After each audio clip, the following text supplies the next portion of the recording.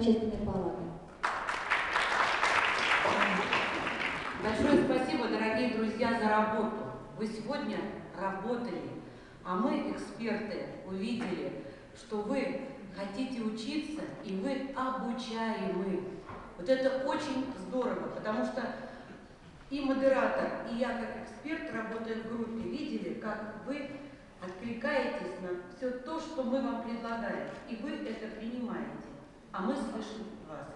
И я вас всех поздравляю с таким действительно прекрасным форумом. Я рада, что здесь хоть нет у нас значка Сыктывкарского лесного института, но он был полноправным участником всех площадок, в том числе здесь присутствуют наши студенты.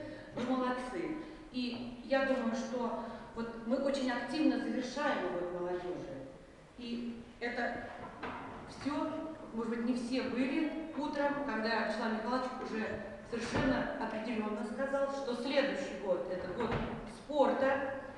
И, к сожалению, я сегодня со спортивной травмой здесь присутствую, но вспоминаю все время строчку Высоцкого в той знаменитой песне об альпинистах, которые даже гибнут за идею. Так вот он сказал, что лучше так, чем от водки и от простуд.